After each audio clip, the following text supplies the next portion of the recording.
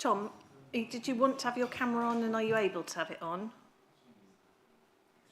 It's not on at the moment.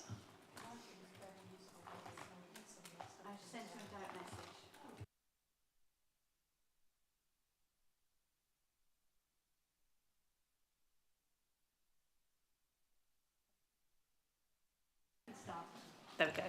Thanks, Tom.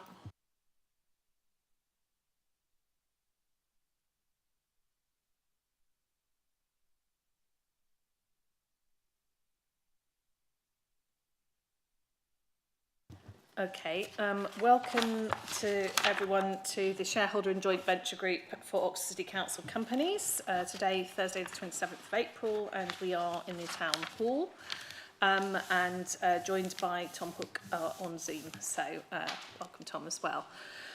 So first item on the agenda is apologies for absence. I have apologies from Councillor Turner and also apologies from Councillor Chapman for being a little late. He's joining us from London, so will be with us as soon as he can. I don't think we have any other apologies. Councillor Fry is on his way. Thank you. Councillor Fry is on his way, and actually we did, I recollect now, Councillor Rowley also sent his apologies. So if we could record those as well, thank you.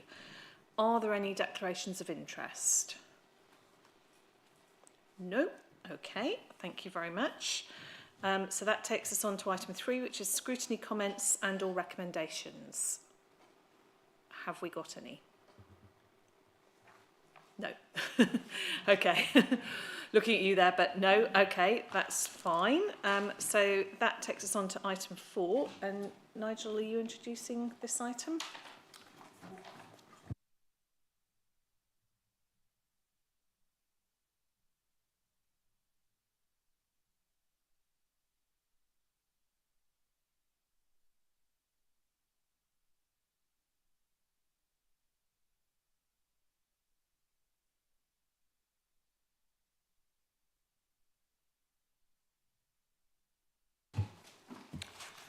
Yeah, I think the paper's self-explanatory to a large extent, actually. So this is to note the position on the current audit market, and also for the reappointment of Mazars as the external auditor for 22-23 financial statements. We've in the past tried to ensure that the companies of the City Council and its joint ventures and partnerships have the same auditors. It makes certainly the accounting easier and the end of year audit to be easier, actually. And obviously we've secured that for both ODS and OX Place, and this is just finalisation of that report, actually. So it's approving the appointment of Mazars for that extra period. We would look to go out to tender from 23-24 onwards, basically. So it's a reserved matter for the shareholder group. Thanks, Nigel. Has anyone got any questions or comments? Joey.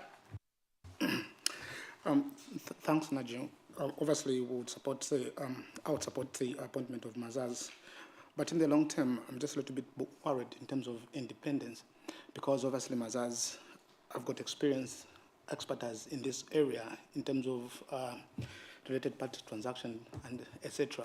So do we have competitors to Mazars? For example, next year you're going to tender. Are there other auditors who would be able to do such work for the local councils and their companies? Thank you. Yes, there are other auditors that can undertake this work. It's likely that the council's auditors, i.e. Ernst & Young, will not bid, for probably the reasons that you're alluding to, actually. But the tender will be open to any other auditors, actually. It's interesting that when we actually did put out the tender last time, actually, we didn't receive that many bids, basically. But Mazars were appointed. And just a point on the fees as well, that's certainly, the increase in fees here is certainly reflective of what the council are seeing in the audit world. And you may recall that the council's own external audit fee went up by, I think it was over 140%, basically.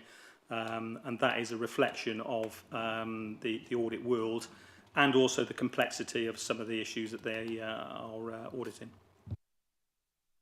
Thank you, Nigel. Okay, unless anyone's got any other... Oh, yes, Catherine. Hello, Catherine Miles, Scrutiny. In the report it refers to the earliest that the current audit will be available would be June. When would be the latest, please? And I think this is because of the QL issues, is that correct? Yeah, if you're referring to 22-23, so the company, under the company rules, are required to submit their accounts to audited accounts to Companies House by the end of December. That technically is the latest that we should be going. If we don't do that, basically, then there starts to be penalties basically incurred by the company.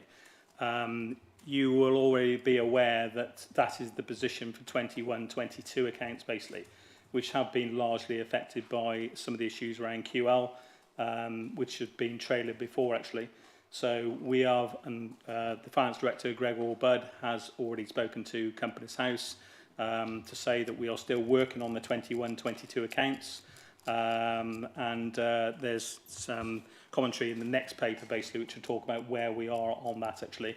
So the knock-on effect to 22-23 accounts, until you can do the one set, basically, you can't bring forward balances, and it has a knock-on effect, actually. And I think whilst we would aim to try and get the accounts by then, as I say, whether we do depends on how quickly we get the audited set of accounts for 21-22.